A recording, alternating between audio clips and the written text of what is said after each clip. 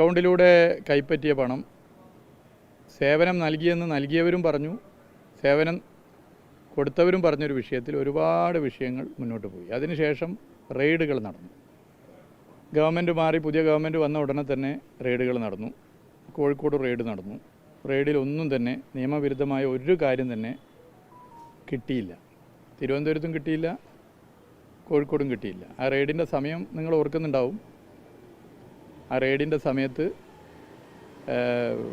Type ചെയ്യാൻ വേണ്ടിയിട്ടുള്ളൊരു machine ഉള്ളോട്ട് കൊണ്ടുപോയപ്പോൾ അതാ നോട്ടുകൾ പിടിച്ചു കിട്ടി, നോട്ടെണ്ണുന്ന മെഷീനാണത് എന്ന വാർത്തകൾ ഉൾപ്പെടെ വന്നിരുന്നു.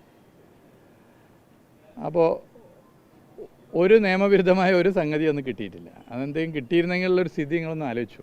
ഇപ്പോൾ വീണ ഇതാ ഒരു പുതിയ സ്ഥാപനം ലൈക്കർ എന്ന സ്ഥാപനം തുടങ്ങിയെന്ന് പറഞ്ഞ് അതുമായി ബന്ധപ്പെട്ട് വാർത്തകൾ വരുന്നു. അതൊരു പുതിയ സ്ഥാപനമൊന്നുമല്ല. സംശയം ഉണ്ടെങ്കിൽ എൻ്റെ നോമിനേഷൻ പേപ്പർ നോക്കിയാൽ മതി. എന്തെങ്കിലും ഒളിച്ചു വെച്ച് തുടങ്ങിയ ഒരു സ്ഥാപനമല്ല, പരസ്യപ്പെടുത്തിയാണ് നോമിനേഷനിൽ എഴുതിയ സ്ഥാപനമാണ്. വീണ എന്ന് പറഞ്ഞാൽ ഒരു സ്വതന്ത്ര വ്യക്തിയാണ്. അവർ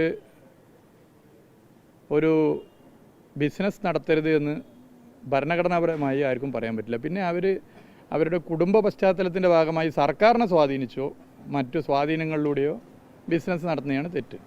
അതും ഈ സ്ഥാപനവുമായി ബന്ധപ്പെട്ട് പരിശോധിക്കാവുന്നതാണ്. ഒരുപാട് അസംബന്ധങ്ങളും അടിസ്ഥാനരഹിതമായ കാര്യങ്ങൾ ഇതുമായി ബന്ധപ്പെട്ട് പ്രചരിപ്പിച്ചു. ഞാൻ അതിന് ഓരോന്നിനും മറുപടി പറയാൻ ആഗ്രഹിക്കുന്നില്ല. രാഷ്ട്രീയമായും നിയമപരമായും ഇത്തരം കാര്യങ്ങളെ നേരിടാൻ തീരുമാനിച്ചിരിക്കുക.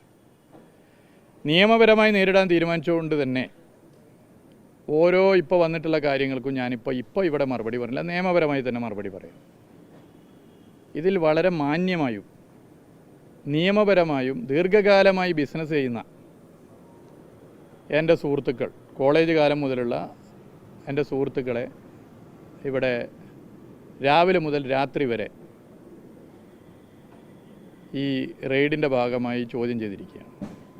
നിയമപരമായും മാന്യമായിട്ടാണ്. അവരെ പറ്റി നിങ്ങൾക്കൊക്കെ അന്വേഷിച്ച് അറിയും. കോഴിക്കോട് ദീർഘകാലമായി ബിസിനസ് ചെയ്യുന്നവരാണ് അവരൊക്കെ. എല്ലാ വിഭാഗം ആളുകളായിട്ട് നമുക്കൊക്കെ ബന്ധമുണ്ട്. അത് പഠനകാലത്തെ ബന്ധമുണ്ട്, സാമൂഹിക രാഷ്ട്രീയ പ്രവർത്തനത്തിൻ്റെ ഭാഗമായിട്ട് ബന്ധമുണ്ട്. ഇവരൊക്കെ ഏതെങ്കിലും പാർലമെൻ്ററി സ്ഥാനത്ത് ഞാൻ വന്നപ്പോൾ അതിന് ശേഷമുണ്ടായ ബന്ധമല്ല. ഞാൻ MLA ആവുന്നതിന് മുമ്പും ഞാൻ കോളേജിൽ പഠിക്കുമ്പോഴും അതിന് ശേഷമൊക്കെ ഉള്ള ബന്ധങ്ങളാണ്. അതിന് മുമ്പുള്ള ബന്ധമുണ്ട്. അപ്പോൾ അത് എത്രയോ കാലമായിട്ടുള്ളതാണ്. അവരൊക്കെ അറിയുന്നവരാണ് ഈ കോഴിക്കോട്.